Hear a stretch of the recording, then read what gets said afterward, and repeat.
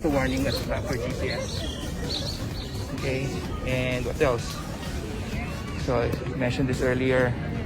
These are all original parts, and so that's it. Hey guys, I'll show you my dad's bike. Come follow me.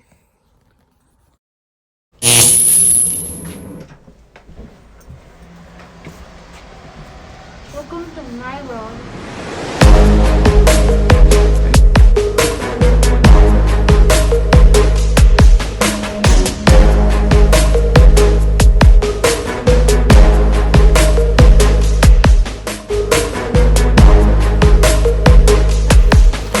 Is it your bicycle? My bicycle. Hey, you have to go to the real world first. Mikey, you have to go back to the real world. There you go. So here's your bicycle. Yep. There you go. Did you find one like this a while ago at the cycle paradise? Yep. This is daddy's bicycle now. Yeah. Yeah, this is my bicycle. The bicycle, I don't like the color of the bicycle. Your bicycle. This is brown. Yeah, it's rusted. So we have to, maybe tomorrow we'll ride the bicycle tomorrow. Yes. Is that good? Huh? Yes, please. I want to go to like a park. Okay. I wish I could bring this to my school because the school is so big park. There, we're gonna go to the other park. Just to the other side. There's a big park here, okay? You promise you're going there? Yeah, promise. Tomorrow, okay? So, this is my bike, my new bicycle, and this is my phone. And everything.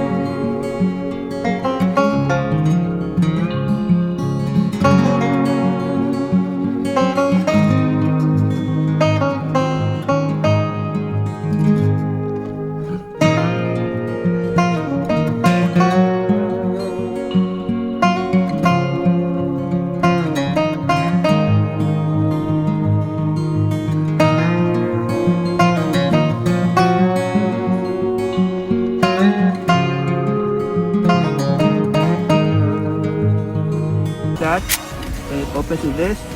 I modified the seat as recommended by Ronald.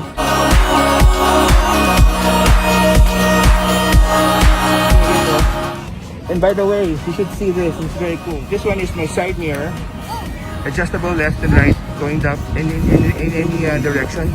Same with the other side. For your safety, it's like a motorcycle na meron kang small stuff, but it is very, very clear. Pag nag-bike ka, kita-kita.